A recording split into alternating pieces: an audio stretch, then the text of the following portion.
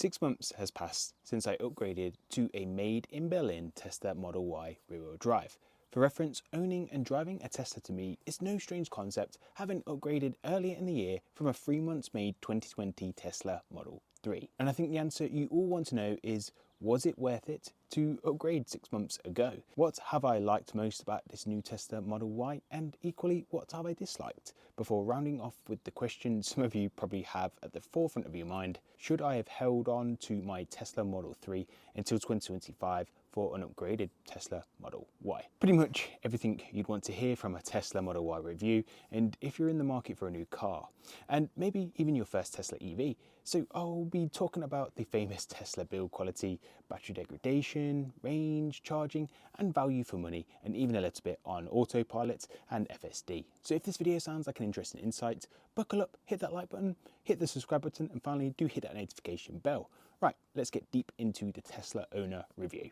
First up, let's discuss vehicle range and battery degradation. And I'm not planning to gatekeep any information here, even discussing the effects of the recent bitter wintry conditions. So rear-wheel drive Tesla Model Ys have an LFP battery chemistry, and this battery chemistry type is so significant because this is effectively the workhorse battery that you want if you want longevity, safety, and just ease of use. So if you're planning on racking up the mileage, or even if you want the easiest to maintain battery on the market, an LFP battery is the ideal battery that you want for your car. To demonstrate, I think this battery is as hard as nails because 6 months from new, over 5,000 miles on the clock, this still charges to 100% and it displays 244 miles on the onboard computer, just like it did when it was brand new. Even during these grim, wet and windy and cold conditions, this means this battery has literally negligible degradation from new, which is obviously everything that you'd want to hear if you're nervous or even skeptical about battery longevity, especially when the very worst degradation usually occurs in the first year of ownership. So based on my experience, if you purchase a rear-wheel drive Tesla, even a Model 3 rear-wheel drive, and you have an LFP battery, you can sit super smug and confident knowing that the battery is literally one tough cookie. But when it comes to real-world range, what does it actually deliver?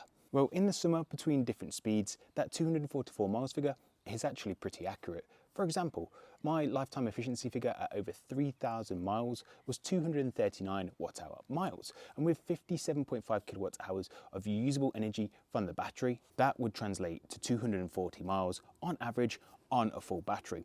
But equally, if you're doing predominantly city driving, expect it to perform better. For example, when I actually drove to the city centre in the summer, even 167 watt-hour miles was possible on that occasion, which, if you extrapolate that figure, it would actually be 344 miles on a single charge of battery. But of course, that must have been favourable conditions for sure. But still, I'm just highlighting it's entirely possible even for a big family car like this. It's definitely more at home when doing city driving. In wintry conditions, this car definitely does use more juice, as my lifetime efficiency has since moved up to 250 watt-hour miles, but that would trim it down to just 230 miles on a single charge, roughly speaking. So if you haven't already worked it out, the Tesla Model Y is incredibly consistent in all conditions, even when using the motorway or highway. So to summarise, real-world range expectations, 220 to 240 miles is generally super achievable between summer and winter conditions, combined with the ability to be able to charge to 100% easily, and knowing that there is next to no degradation, this car can be your family car workhorse. But what about the car itself? What needs to be improved in Adam's humble opinion, and what works well? Well, starting with the improvements required, the cabin noise isolation in this Berlin-made Tesla Model Y is absolutely outstanding. Now, the colder temperatures have hit. Originally in my Tesla Model 3 rear-wheel drive, you could actually feel the cool air around the seams of the windows, whereas in this Tesla Model Y, that cold draft, it's almost non-existent. So the seals used in the new builds today, combined with the acoustic glass, are pretty insane now.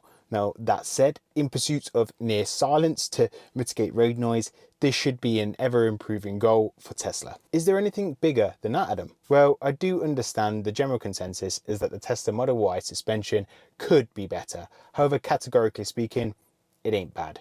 In real world usage, I've never had any issues cruising over speed bumps or anything like that. For me, it's just overly sensitive on just picking up those imperfections in the road. This is what Tesla need to focus on. But honestly speaking, and this is just my humble opinion, and you're welcome to hold a different view to me on this, Tesla should make further improvements to the suspension setup, but it ain't really that bad. If you jump into this Tesla Model Y thinking it's going to have suspension like a Porsche Macan, then your expectations are going to be well off to begin with. And it's much more aligned to just similarly priced cars, I guess. But Tesla probably have this as an area that they know that they can improve on for future builds.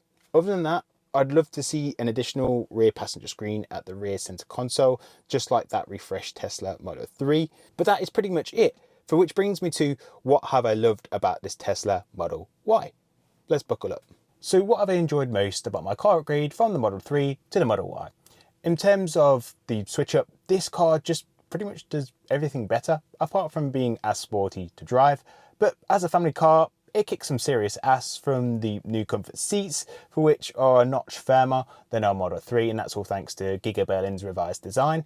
The cabin noise improvements that have been made over the Model 3 have been noticeably good, even when comparing it to using a sound meter when I actually first got the car. So not only was it noticeable, in the flesh, but also via the data in that sound meter app. The build quality via the interior has had a big jump up too.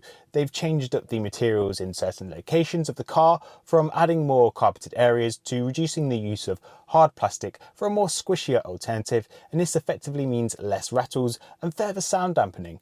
Another reason why the cabin noise is so damn good. In terms of the passenger space, this has vastly improved, and we're capable of having 3 adults in the back of the Model Y with plenty of footwell space and headroom. The hatchback boot and added storage capacity have been very much appreciated from the Model 3 switch. The upgrade to the latest AMD MCU has also meant that I've not missed out on the latest software features from the most recent holiday update. Combined with the Hardware 4 and AI 4 cameras, the car has been future-proofed somewhat, particularly with those FSD capabilities. Even without FSD enabled, the camera clarity is noticeably sharper when reversing and parking, and I haven't missed parking sensors from my older Tesla Model 3, for which I found my outing with Tesla's parking assist with just cameras. It's been incredibly accurate, even without a front bumper camera, as some people say that it will need. Honestly, it works just fine. Probably better than fine. Even Autopilot, it just works incredibly well in the UK, particularly during heavy rainy conditions. It has really demonstrated to me that it's real life advantage just by having the harmony of driver assistance software with driver's input. So when others may have actually reduced their speed due to just pure confidence in the rain, in those same conditions, I can retain the same higher speed and actually utilize the software as a somewhat reliable third eye or assistant during those trickier conditions. But with my eyes on the road at all times, of course. However, it's trustworthy, and I've even noticed just some human-like quirks in the system, such as just acknowledging the space available within the current lane, and then actually will lean to the far side of the lane if you're moving sort of by nearby trucks within the slow lane, for example. So once the overtake is actually done, or if that truck has actually passed by you, it will then actually just recenter into the lane again. So even the free default autopilot does just offer tremendous value as a freebie. So to conclude, this Tesla Model Y really is my best Tesla to date, and I have no regrets buying when I did, achieving 0.5% APR and 15,000 free supercharger miles. But did you know that you can get a Tesla Model Y even cheaper today for a super limited time? If you do, you can utilize the best referral offer Tesla has to offer via my link in the video description. If you're seriously considering a Tesla Model Y in the immediate future, there really is no reason for concern not to upgrade, even if a refreshed Tesla Model Y is around the corner. If you want a more laser focused on why buying a Tesla Model Y today may be more beneficial, I'll put a video link on the screen now for that dedicated video. So there we have it. What do you think to the Tesla Model Y today? Would you buy one? Are you hesitant for any reason? What does Tesla need to improve on, if anything, to the Tesla Model Y? And are you a fellow Tesla Model Y owner yourself? Let me know in the comment section below. If you haven't already, don't forget to subscribe, like the video, and do take a look at some of the links in the video description, as there are some handsome discounts in there for you. You folks have been great, and I'll see you in the next one. Ciao.